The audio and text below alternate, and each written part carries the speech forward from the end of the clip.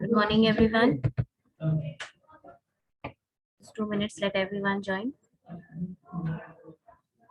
We'll start a new topic today, so I want everyone to first join.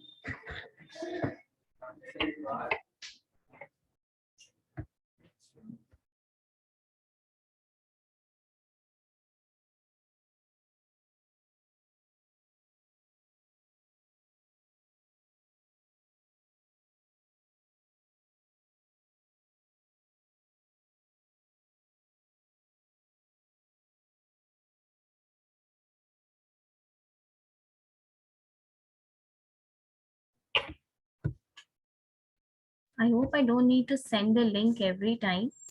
Okay, it is understood that on Monday, Wednesday, and Friday, you all will join at 10 a.m. And rest of the days, which is TTS days, you need to join at that respective time. Because अभी तक सिर्फ 2 लोग ही join किए. आवाज आ रही है तुम लोग को?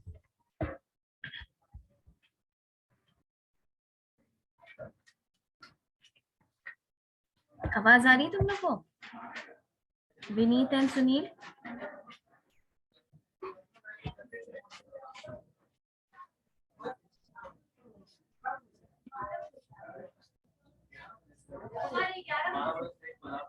आवाज आ रही है?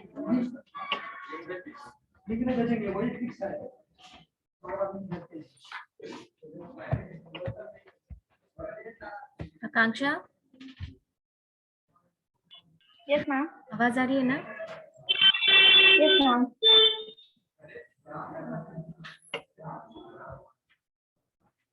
एक मिनट और रुक जाओ. I want every one of you to join, क्योंकि नया टॉपिक है, फिर मिस होगा, फिर रिपीट करने बोलोगे. Wait.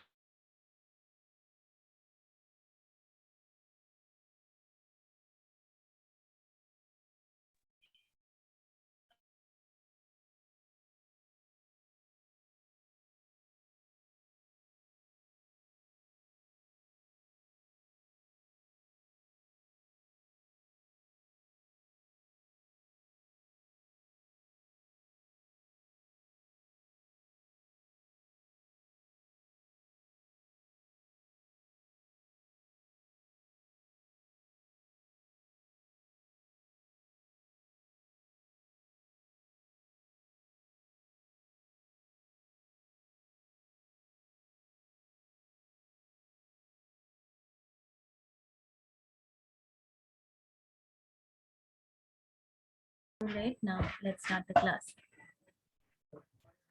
today's class will be on employee welfare.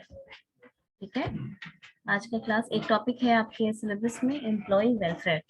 Will start with that. So what do you mean by employ welfare? Welfare से क्या समझते हो?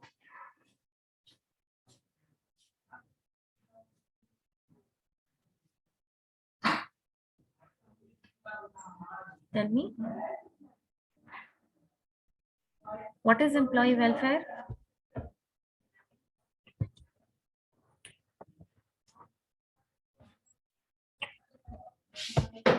मीन्स एम्प्लॉय के बेनिफिट के लिए, उनके इम्प्रूवमेंट के लिए जो भी प्लान अगर होता है ऑर्गेनाइजेशन में. ठीक है, वेलफेयर समझते हैं आप? किसी को बेनिफिट सर्विसेज देना इज नोन एज वेलफेयर. ठीक है, सी यस मैम. क्यों हम लोग एम्प्लॉय वेलफेयर के बारे में बात करते हैं? Why is employ welfare even a topic?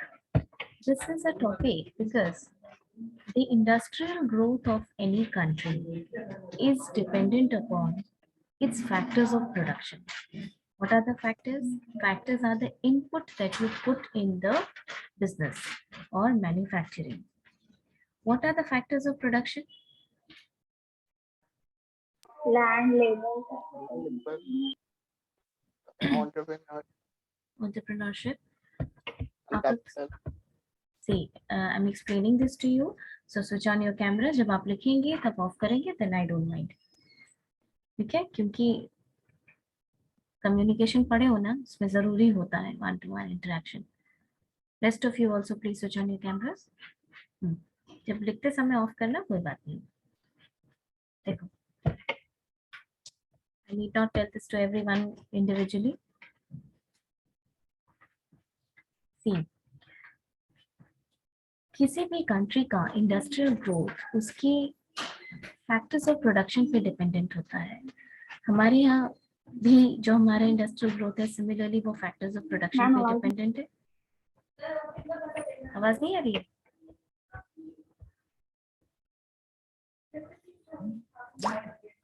नहीं आ रही आवाज?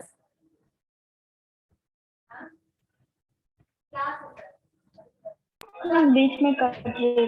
हाँ, very poor. In fact 2 bar class of हो चुका है.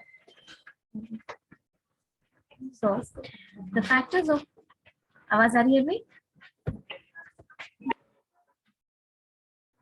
कट रही है मैम. कट रही है आवाज, तो लैंड से कनेक्ट करते हैं. एक मिनट.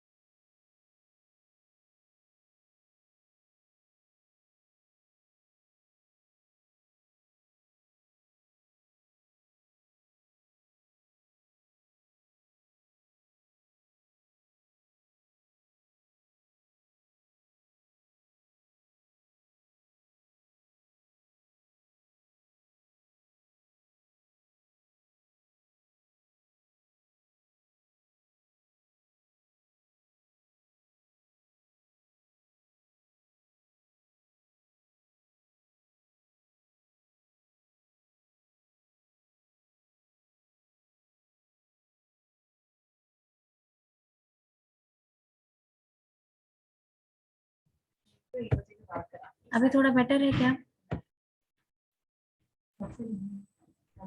अभी तो आ रही है मैम.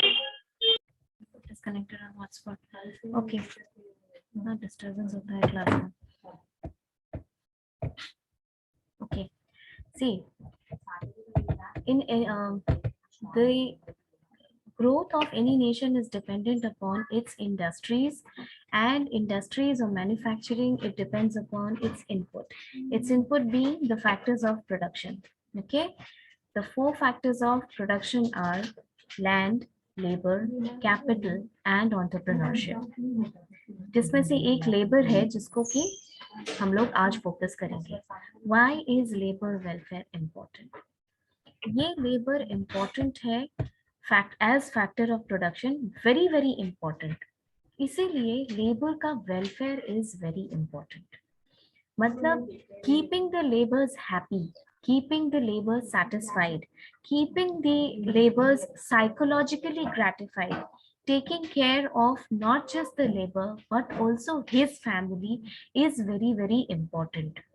क्योंकि जब आप फ्री होते हैं, खुश होते हैं, satisfied होते हैं, you can concentrate on your work better. होता है कि नहीं? अब मान लो तुम्हारा एग्जाम है, छोटा सा ऐसे ही एग्जाम्पल समझो. सपोज करो कि तुम्हारा एग्जाम है और तुम बीमार हो, ठीक है, तुम्हारे घर में कोई बीमार है, you cannot take care of the family, you cannot take care of yourself. Will you be able to concentrate on your exam? No. Similarly, जो लेबर होता है उसका साइकोलॉजिकल वेलबींग, फिजिकल वेलबींग, उसका मेंटल वेलबींग, उसकी happiness और उसका all round growth becomes very important when we talk about the labor as a factor of production. देखो, labour का वेलफेयर होने से क्या होगा? लेबर का वेलफेयर होने से यानी बेनिफिट्स, जो बेनिफिट सर्विसेज उसको प्रोवाइड की जाती है उसको हम लेबर बेनिफिट में काउंट करते हैं, लेबर वेलफेयर में काउंट करते हैं. किस तरीके की बेनिफिट? ये कोई चैरिटी नहीं है, ये ऑलवेज याद रखना है कि this is not a charity, कि अनुकंपा वाली चीज कि हम लेबर को चैरिटी के तहत दे रहे हैं. लेबर वेलफेयर जितना लेबर के लिए इम्पोर्टेंट है उतना ही ऑर्गेनाइजेशन के लिए भी इम्पोर्टेंट होता है, क्योंकि ये ह्यूमन साइकोलॉजी पे वर्क करता है कि अगर हम आपका ख्याल रखेंगे तो आप भी मेरा ख्याल रखिएगा. If I take care of you, you will also be taking care of me. मतलब लेबर को गरीबी होती है, बहुत रिच, बहुत एलीट क्लास के तो ये होते नहीं है. उस कंडीशंस में अगर आप इनको बेनिफिट्स देंगे, जैसे मेडिकल फैसिलिटी, ठीक है, जैसे रिक्रिएशनल फैसिलिटी. तुमने सुना है ये ऐसी चीजें कि लेबर का मतलब सिर्फ लेबर नहीं है. यहाँ हम जब भी लेबर वेलफेयर बात करेंगे एक ही बात होगी, एम्प्लॉय वेलफेयर बात करेंगे एक ही बात होगी, वर्कर्स वेलफेयर की बात करेंगे तो एक ही बात होगी. ठीक है, आपने देखा है ये जो टेनिस का कोर्ट होता है ऑर्गेनाइजेशन के अंदर, देखा है कभी? बास्केटबॉल का कोर्ट होता है, इंडोर गेम्स होता है, कैरम का, टेबल टेनिस का, बैडमिंटन का कोर्ट. कुछ ऑर्गेनाइजेशंस तो ऐसी होती हैं जो कि टीम्स बनाती है अपनी, ठीक है, टीम बनाती है फुटबॉल की, क्रिकेट की, और वो गेम खिलवाती है उनको. This is kind of psychological और रिक्रिएशनल फैसिलिटीज. रिक्रिएशन समझते हैं ना, हॉस्टल में भी जब आप हॉस्टल वगैरह में रहेंगे, किसी में तो स्टूडेंट तो वहां पढ़ने के लिए आए हैं, तो उनके रिक्रिएशन की क्या जरूरत है? लेकिन जरूरत होती है.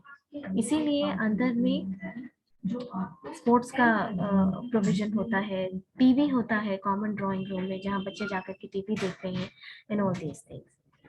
सो इस तरीके की जो फैसिलिटीज दी जाती है, जो गेम्स खिलवाने की, वर्कर के जो बच्चे हैं उनके बच्चों को स्कॉलरशिप प्रोग्राम दिलाने की, ठीक है, स्कॉलरशिप प्रोग्राम, कंपटीशन ऑर्गेनाइज कराते हैं, उसमें जो जीतता है उसको प्राइज मनी दिया जाता है. और इसके अलावा मान लो कि इकोनॉमिकली आप बेटर मटेरियल मीन्स प्रोवाइड कर रही हैं अपने वर्कर्स को, जैसे उसको स्कूटर खरीदना है, उसको कोई गाड़ी खरीदना है, तो आप बैंक रेट से कम यानी कंसेशनल रेट पे अगर पैसा दे रहे हैं कोऑपरेटिव वगैरह का, ये भी वेलफेयर फैसिलिटी है. यानी 3-4 तरीके इसमें इन्वॉल्व होते हैं लेबर वेलफेयर में। इकोनॉमिक, पैसे से उनको स्ट्रॉन्ग रखना। फिजिकल, यानी मान लो कि ऑर्गेनाइजेशन के अंदर आपको पता है कि इंजरीज होती है, ठीक है, और ये ऑर्गेनाइजेशन का मतलब आईटी वगैरह से कम समझो, फैक्ट्री से समझो। फैक्ट्री में तो हमेशा ही डेंजरस काम होता है, हमेशा प्रॉबल चांसेस है किसी मशीन से कुछ कट गया, तुम वेयर हाउस में कंटेनर उठा रहे हो, वहां पे पैर कट गया, अगर डिसेबलमेंट नहीं भी होती है तो भी इंजरी तो हो सकती है। अब उस इंजरी के लिए मेडिकल एड रखना, एक एम्बुलेंस वगैरह का भी प्रोविजन होता है, मेडिकल फैसिलिटी रखना, रेस्ट रूम रखना जहाँ पर कि वर्कर्स रेस्ट कर सकते हैं। कैंटीन की फैसिलिटी एक वेलफेयर फैसिलिटी में आती है, ठीक है। कैंटीन की फैसिलिटी वेलफेयर में क्यों आती है? क्योंकि वो रिलैक्स होकर के फिर ऑर्गेनाइजेशन में आएंगे, उनको खाने का टेंशन नहीं होगा, उनको थोड़ा सा सब्सिडाइज्ड फूड प्रोवाइड करना, ठीक है। जो औरतें काम करती हैं उनके बच्चों के लिए क्रेच की फैसिलिटी देना, ठीक है, क्रेच का फैसिलिटी देना, बच्चों के लिए स्कॉलरशिप प्रोग्राम ऑर्गेनाइज करना है। इस तरीके को हम वेलफेयर फैसिलिटी कहते हैं। आपको फिर से रिपीट करके, I will repeat this again to make you understand that labour welfare is not any kind of charity. एक मिनट,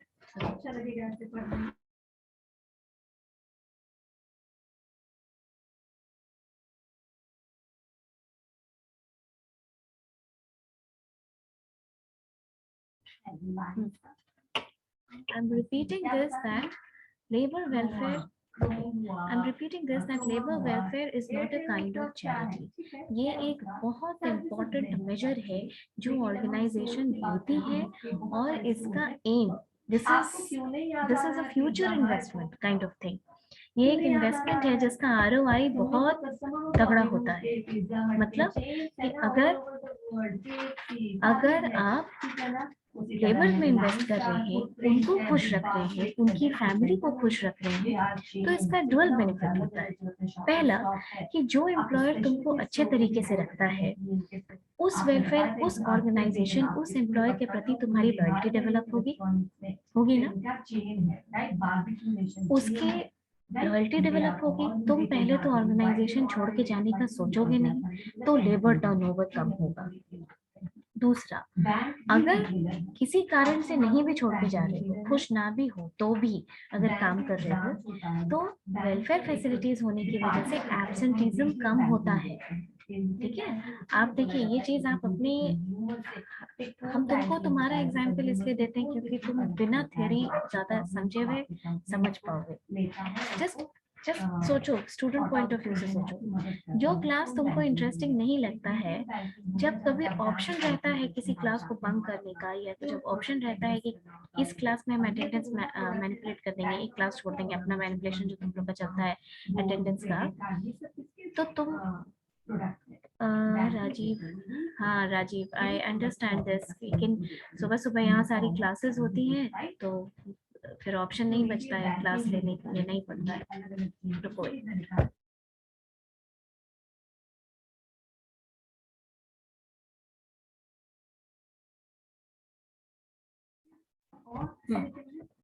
देखो वेलफेयर बेनिफिट, हाँ, तो exam, coming back to our example, जब देखो कॉलेज आना है वो तो कंपलसरी है, इतना % अटेंडेंस होना है वो भी कंपलसरी है, लेकिन कभी जब तुमको मौका मिलेगा कि किसी क्लास में अटेंडेंस बंक कर लो और मैं उसको मैनेज कर लो दूसरी क्लास में, आप हमेशा वैसा ही क्लास छोड़, साइकोलॉजिकली ये नॉर्मली आ जाता है कि आप ऐसा क्लास छोड़ेंगे जो आपको इंटरेस्टिंग नहीं लगता है, जिससे जो शायद आपको लगता है कि उतना सेटिस्फाइंग नहीं है। ऐसा होता है कि नहीं होता है? Yes. होता है ना, यही चीज लेबर में भी होता है। तुम ये मत सोचो कि तुम स्टूडेंट हो तो ये एक अलग एग्जाम्पल है, तुम ही कल को किसी ऑर्गेनाइजेशन के वर्कफोर्स बनोगे, और ये जो डिससैटिस्फैक्शन वाली फीलिंग होती है ह्यूमन रिसोर्स की, ये सेम होती है। आज तुम कॉलेज या टीचर्स या अपने स्टडी एकेडमिक्स की बात करोगे, कल ऑर्गेनाइजेशन, उसकी पॉलिसी, उसके प्रोग्राम्स, उसके प्रोसीजर की बात करोगे, यही फर्क होता है। ठीक है। तो मान लो कि एम्प्लॉय टर्नओवर रुक भी जाए किसी कारण, लेबर गरीब है, नहीं छोड़ के जा सकता, अपॉर्चुनिटी नहीं मिली, तो भी एब्सेंटिज्म बढ़ता है वैसे केसेस में।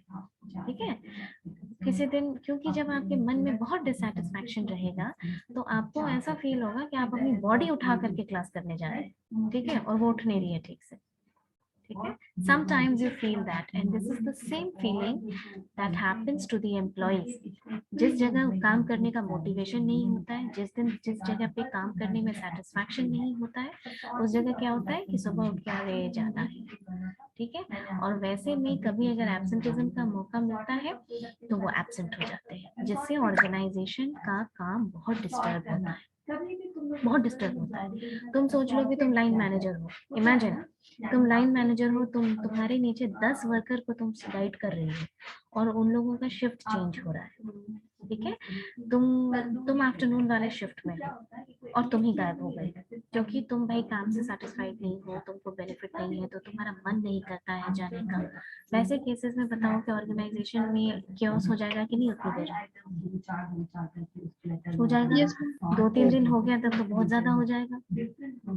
इसीलिए लेबर वेलफेयर किसी तरीके की चैरिटी नहीं होती है, ये बहुत जरूरी होता है। बहुत रिसर्च करके, बहुत सोच समझ के इसके ऊपर बहुत सारा रिसर्च वर्क हुआ है and then we have come to believe this कि labor welfare is not a charity, this is done for the employees, it is very very important, not just for the employees but for the organization as a whole।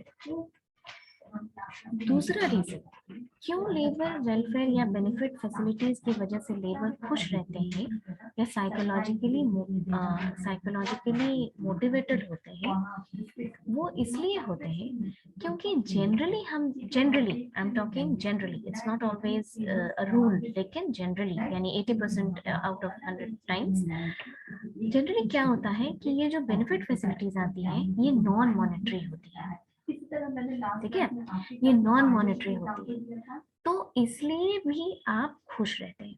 जैसे non monetary benefits में क्या होगा कि तुम्हारे college में canteen हो, तुम्हारे college में स्टेशनरी हो, तुम्हारे कॉलेज में और भी इस तरीके की चीजें सोच सकते हो। अब ये चीज ऑर्गेनाइजेशन में सोचो, रेस्ट रूम है, मेडिकल फैसिलिटीज है। अब मान लो कि तुम्हारा घर थोड़े डिस्टेंस पे है, उस ऑर्गेनाइजेशन में आने के लिए जहाँ तुमको अपना ट्रांसपोर्ट अरेंज करना पड़ता, ठीक है, जहाँ तुमको अपना ट्रांसपोर्ट फैसिलिटी अरेंज करना पड़ता, वो एक अलग से हेडेक होता, नॉट जस्ट फाइनेंशियली बल्कि ऐसे भी।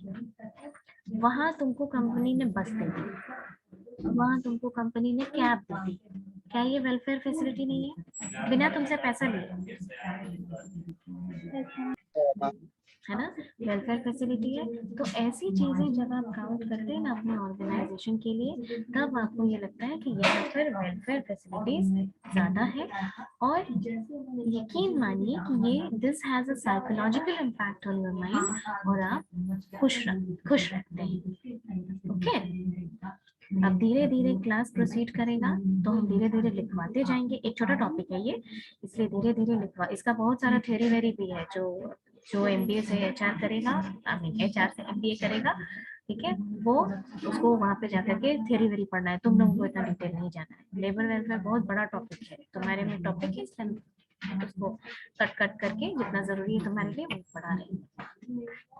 अब आगे लिखने से पहले देखो, 2 बातें हम तुमको बताते हैं, उसमें से एक फैक्ट है और दूसरा एक क्वेश्चन है। पहला कि प्लानिंग कमीशन कब बना था? 1951 में से उसने फिर प्लानिंग स्टार्ट। प्लानिंग कमीशन ने बैक देन इन 1951 ये रियलाइज किया कि लेबर वेलफेयर होना बहुत जरूरी है, कि लेबर वेलफेयर एक बहुत इम्पोर्टेंट चीज है, ये भी बहुत इम्पोर्टेंट है।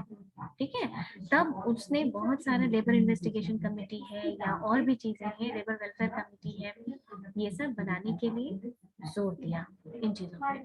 तो ये it was recognised back then in 1951 by planning commission. जो प्लानिंग कमीशन अब किस नाम से जाना जाता है? नीति आयोग। नीति आयोग। सॉल्व हो गया? नीति आयोग है। तो प्लानिंग कमीशन ने भी बैक देन लेबर वेलफेयर को रिकग्नाइज किया इसके इम्पोर्टेंस को, और ये बोला कि प्लानिंग कमीशन की लेबर वेलफेयर बहुत इंपॉर्टेंट है, not just for the workers to keep them psychologically, mentally and physically satisfied and happy, but in the long run organisation के लिए भी ये बहुत इंपॉर्टेंट है। ठीक है, अब एक क्वेश्चन बताओ पहले, एक क्वेश्चन का आंसर दो। मोटिवेशन का थ्योरी पढ़े हो सर? पढ़े हो ना? डेविड मैक्लेलन की थ्योरी किसको याद है? नो नो सॉरी, हर्जबर्ग की टू फैक्टर थ्योरी किसको याद है? एक्स और Y theory. No, that is given by McGregor. No, McGregor की एक्स वाई थ्योरी। ऐसे करोगे ना तो गड़बड़ हो जाएगा। फाइनल तुम लोग का एग्जाम, कोई भी इंटरव्यू आएगा यहाँ से या बाहर से कहीं से भी दोगे, ये सब बहुत कॉमन टॉपिक है। Motivation, communication, modes of communication, barriers of communication, हर जगह पूछा जाता है। तो आप लोग थोड़ा स्पीड बढ़ाइए पीछे पीछे का रिविजन करने के लिए। जल्दी से बताओ पहले, हर्जबर्ग की नीड की टू फैक्टर थ्योरी क्या है? दो फैक्टर का ही नाम बता दो।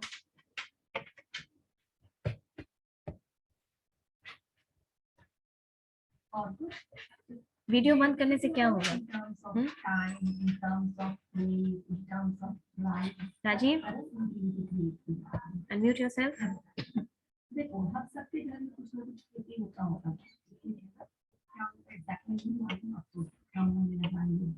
राजीव, देखो ये गलत बात है, तुम लोग ना आंसर करते हो और ना सीखना चाहते हो। नहीं आता है तो कोई बात नहीं है।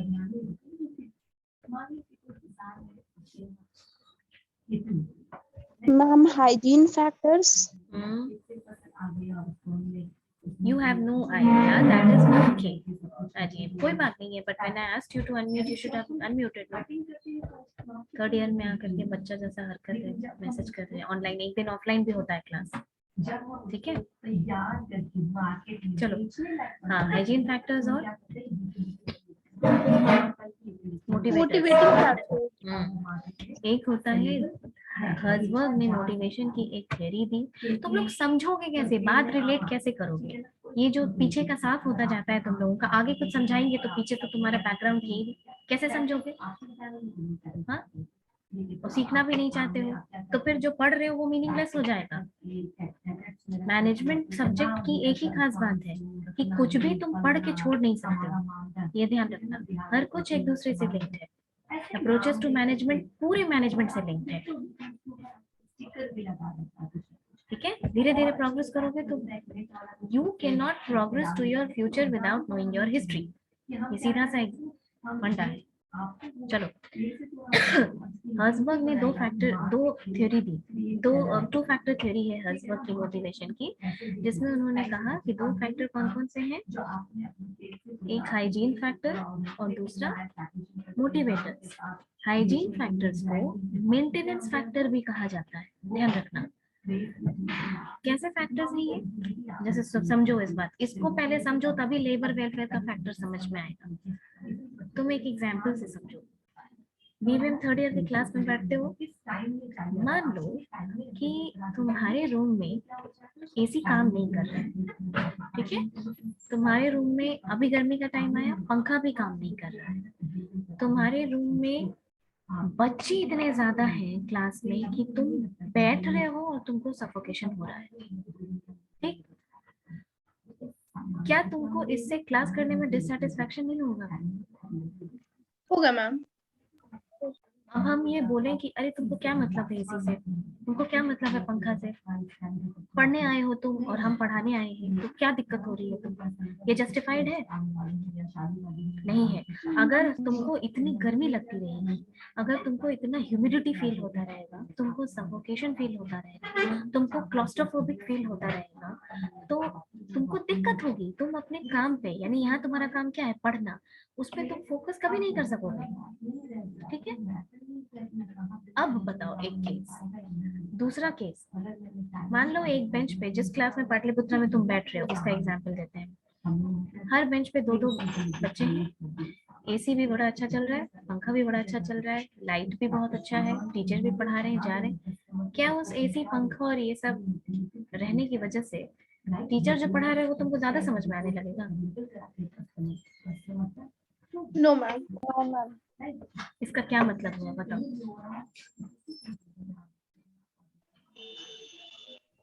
उन सब का प्रेजेंस हम लोग को अफेक्ट नहीं करता है, बट उन सब का एब्सेंस हम लोग को बहुत अफेक्ट करेगा। एग्जैक्टली कि इनका प्रेजेंस इंपॉर्टेंट नहीं होता है। प्रेजेंस इंपॉर्टेंट कैसे नहीं होता है, मतलब इनका प्रेजेंस तुमको मोटिवेट नहीं करेगा, तुम ज्यादा पढ़ने लगोगे, ज्यादा बुद्धि में घुसेगा, ऐसा नहीं है।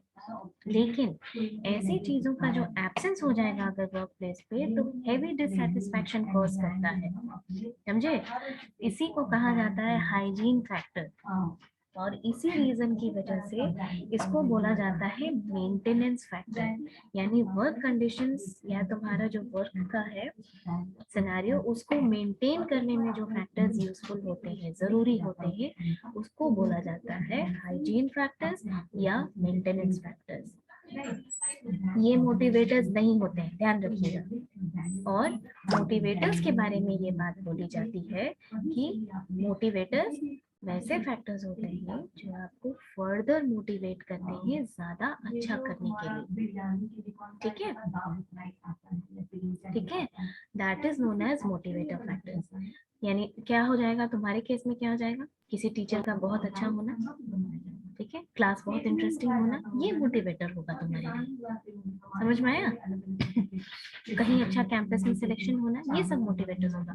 लेकिन अभी समझो कि हर्ट्जबर्ग की दो फैक्टर थ्योरी थी, एक हाइजीन फैक्टर्स जिसको मेंटेनेंस फैक्टर्स भी बोला जाता है, और दूसरा मोटिवेटर्स।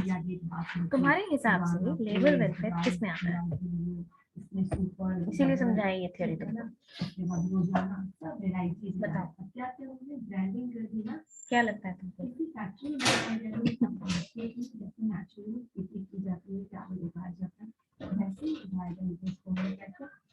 Ma'am motivators. बाकी लोग? हम दोनों तो इंटरडिपेंडेंट हैं।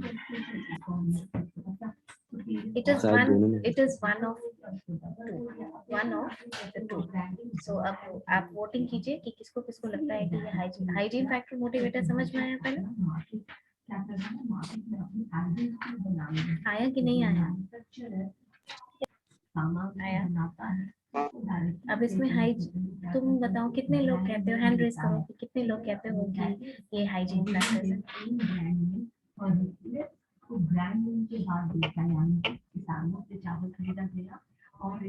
हाइजीन फैक्टर्स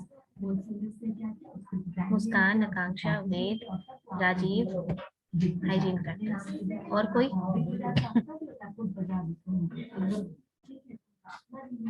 और कोई? और मोटिवेटर्स कौन कौन कहते हैं? Rajesh, Rajiv, hygiene factors. Rajesh, hygiene factors. Motivators? Rajesh ने दोनों में हाथ उठाया, हैंड डाउन करो तुम अपना, हाइजीन में थे अगर तुम। अदीपा मोटिवेशन।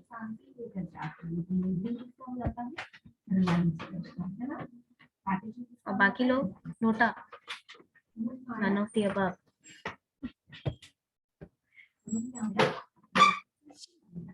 ये हाइजीन फैक्टर होता है, ठीक है।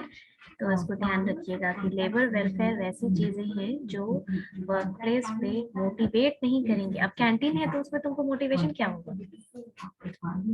सोचो, कैंटीन है, अगर तुम्हारा रेस्ट रूम है, मेडिकल फैसिलिटी मिल रही है, तो वो तो तुमको मोटिवेट नहीं करेगा ना। रेस्ट रूम फैसिलिटी, तुम मैच खेल लोगे तो ये तुमको मोटिवेट नहीं करेगा। लेकिन अगर नहीं होगा तो तुम बोलोगे कैसा ऑर्गेनाइजेशन है, मेडिकल फैसिलिटी तक नहीं है, कैसा ऑर्गेनाइजेशन है यहाँ पे कैंटीन तक नहीं है, कैसा ऑर्गेनाइजेशन है यहाँ पे ड्रिंकिंग वाटर का भी एमिनिटीज नहीं है, कैसा ऑर्गेनाइजेशन है यहाँ का टॉयलेट्स, यहाँ का सैनिटरी गंदा है, वेल मेंटेन नहीं है, हम बीमार हो गए तो। समझ में आया हाइजीन फैक्टर्स? दीज आर दो labour welfare are hygiene factors जिनका की रहना मोटिवेट नहीं करता है, पर नहीं रहने से डिससैटिस्फैक्शन कॉज होता है। समझ आ गई बात? चलो अब थोड़ा सा अब लिखो और धीरे धीरे जैसे क्लास प्रोसीड होता जाएगा हम तुमको और भी ढेर सारे एग्जांपल्स बताएंगे, टाइप्स ऑफ लेबर वेलफेयर बताएंगे, एम्यूनिटीज क्या क्या काउंट होती है वो बताएंगे।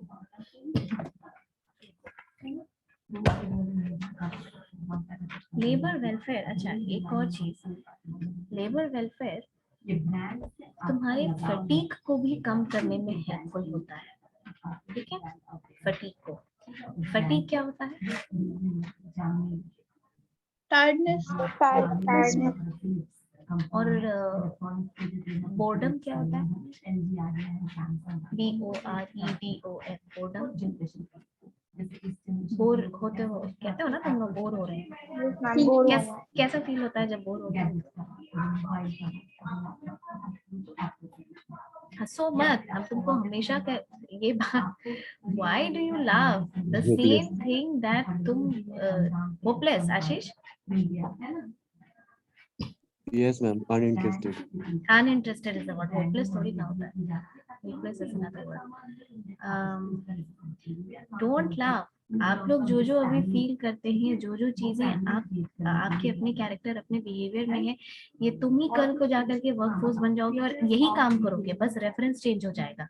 वहां झगड़ा नहीं करोगे किसी से, वहां भी झगड़ा होता है, तभी कॉन्फ्लिक्ट रेजोल्यूशन का कॉन्सेप्ट है, तभी ग्रीवेंस रिड्रेसल का पूरा मैकेनिज्म बना हुआ है ऑर्गेनाइजेशन में, ठीक है। तो जब हम क्वेश्चन पूछते हैं तो तुम लोग मैनिपुलेट करने लग जाते हो, वो वही चीज होता है जो तुम एक्चुअली अभी इस लेवल पे फील करो, वहां बस लेवल थोड़ा बढ़ जाएगा और बढ़िया तरीके से फील करोगे। तो difference between fatigue and boredom, अच्छा दोनों में से किस केस में तुमको मन करेगा कि कहीं घूम के आ जाते हैं, फटीग में कि बोर्डम में? बोर्डम। किसी को ऐसा लगता है कि फटीग में भी, अगर किसी को लगता है तो तुमको फटीग नहीं है भाई, ठीक है, you are misunderstanding that. Ma'am fatigue में वर्क करने का कैपेसिटी कम हो जाएगा, यस बट बॉर्डम में इंटरेस्ट उस काम को लेके डिक्रीज होगा। Yes, this is the main difference between fatigue and boredom. Fatigue एक बहुत इम्पोर्टेंटली पढ़ा जाने वाला टॉपिक है इंडस्ट्रियल साइकोलॉजी में, ठीक है। जब आप एचआर में कुछ प्रॉब्लम्स और इस तरह की चीजें आगे डील करेंगे तब आपको पता चलेगा कि इसको भी बहुत सीरियसली ऑर्गेनाइजेशन डील करती है। इसी फटीग के कारण number of working days define होता है, रेस्ट आवर्स डिफाइन होता है, कितनी देर के बाद रेस्ट आवर्स मिलना चाहिए, वर्क मोशन, ये सब पढ़े हो, टाइम एंड स्टडी, ये सब पढ़े होगे साइंटिफिक स्टडी में, साइंटिफिक अप्रोच टू मैनेजमेंट जो FW टेलर ने दिया था, नाम तो सुने हो? ठीक है, FW टेलर, तो फिर कैसे नहीं जानते हो, बिल्कुल पढ़े होगे। FW टेलर में टाइम एंड मोशन स्टडी जब पढ़ाई जाती है, साइंटिफिक थ्योरी जानना बहुत जरूरी है तुम्हारे, तुम किसी भी जगह पे जाओ, तुम HR के फील्ड में काम करो, फिर तुम ऑर्गेनाइजेशन में काम करो या तुम फैक्ट्री में काम करो, ये जानना बहुत जरूरी होता है। तो फटीग एक बहुत इंपॉर्टेंट पढ़ा जाने वाला सब्जेक्ट है, और बोर्डम, दोनों के बीच में डिफरेंस, क्योंकि इसी दोनों के बीच में ऑर्गेनाइजेशन डिसाइड करती है कि चलो आज काफी टाइम हो गया है, एक बहुत बड़ा सा प्रोजेक्ट हमने क्रिएट किया है, now it's time to take a back seat, a little bit rest, और हम अपने एम्प्लॉयज को लेके, सुने हो ना, पिकनिक वगैरह पे जाती है, या पिकनिक पे, जैसे जनरली बैंगलोर वगैरह में क्या है ना कि कंपनीज बेस्ड है, IT कंपनीज, और वहां से कुर्ग पास पड़ता है, रास्ता हिल स्टेशन, तो वो अपने एम्प्लॉयज को लेकर के और कुर्ग का एक दिन का ट्रिप या कहीं और जाने का एक दिन का ट्रिप, जिसको हम टीम ट्रिप कहते हैं या टीम लंच कहते हैं, ये सब ऑर्गेनाइजेशन लेके जाती है। सबका एक कारण होता है, ठीक है, सब कुछ बहुत थरली रिसर्च्ड है ऑर्गेनाइजेशन में, अपने मन से या अपने विम पे माने कुछ धुन में आए तो ये कर दी, ऐसा नहीं होता है, सब कुछ ऑर्गेनाइजेशन में बहुत थरली रिसर्च्ड है, everything is taken care of, और इसका कारण होता है बोर्डम हटाना। तो फटीग और बोर्डम में ये डिफरेंस होता है, फटीग आपके फिजियोलॉजिकल स्ट्रेस की वजह से होता है, आप काम कर करके थक जाते हैं तो आपको टायर्डनेस फील होती है, बहुत ज्यादा लैक्टिक एसिड जब आपके ब्लड में एक्यूमुलेट हो जाता है तब फटीग फील होता है। फटीग के बाद तुमको गोवा जाने का मन नहीं करेगा, लेकिन जब तुम बोर्डम फील कर रहे हो, which is a state of mental dullness, okay, without any physiological stress, then that is known as boredom. तब तुमको मन करेगा कि कुछ नया करें, ठीक है, कुछ नया करें, you do something new, you do something different, क्योंकि तुम्हारा एक ही काम को करते करते मेंटल डलनेस हो चुका है। अंडरस्टूड? तो यहाँ लेबर वेलफेयर के टर्म में जब हम बात करेंगे तो ये समझेंगे कि फटीग को दूर करने के लिए लेबर वेलफेयर बहुत जरूरी है, ठीक है, समझ में आई बात? नाउ यू राइट समथिंग, थोड़ा सा लिखते जाओ, समझते जाओ धीरे धीरे। और इसीलिए हम पीडीएफ प्रोवाइड नहीं करते, क्योंकि PDF is according to me not the right way of teaching, ठीक है। पीडीएफ पढ़ोगे कॉन्सेप्ट नहीं समझ में आएगा, समझते जाओ, लिखते जाओ। इस तरीके से क्या होगा कि एक बार खाली रिवाइज कर लोगे तो एग्जाम में अपने मन से लिख दोगे, रटने की कोई जरूरत नहीं। लिखिए, according to a publication of ILO, ILO का क्या मतलब हुआ? इंटरनेशनल लेबर देखो, according to ILO, according to a publication of ILO,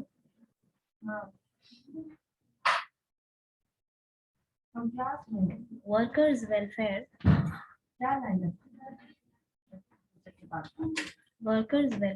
should be understood as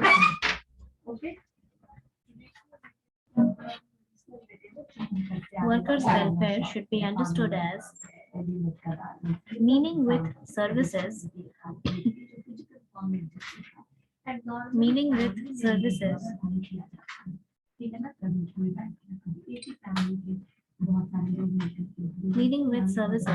comma, facilities and amenities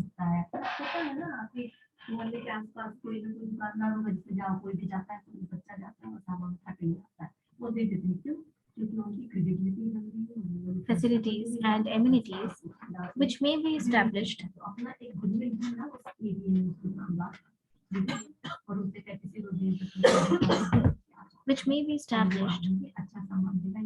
in or in the vicinity of undertakings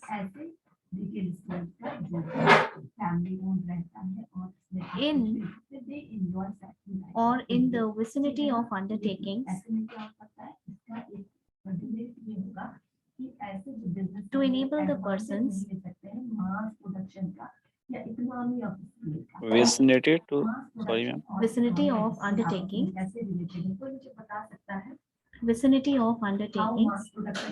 to enable the persons employed in them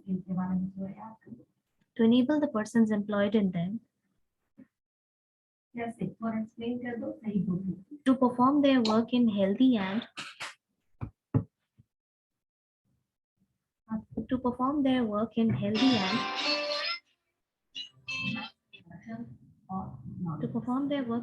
and peaceful surroundings.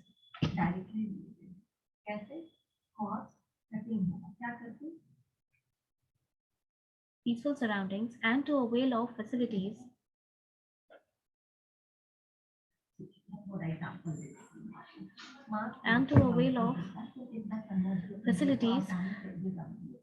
well, avail Avail. yeah. Avail of facilities which improve their health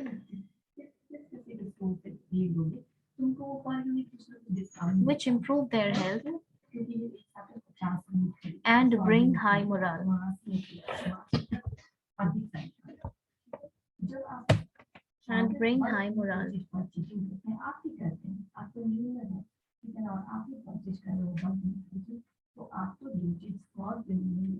इस definition को आप खुद पढ़ेंगे, कल class में हम पूछेंगे कि इसका मतलब क्या हुआ, ठीक है। इतना क्लास में समझा देने के बाद I hope you will be able to explain this definition.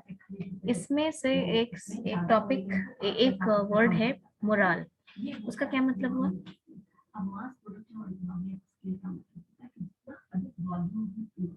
Moral का मतलब क्या होता है? टू इम्प्रूव देयर मोरल, मतलब to build confidence. Self Ashish said confidence. Ved, what do you say?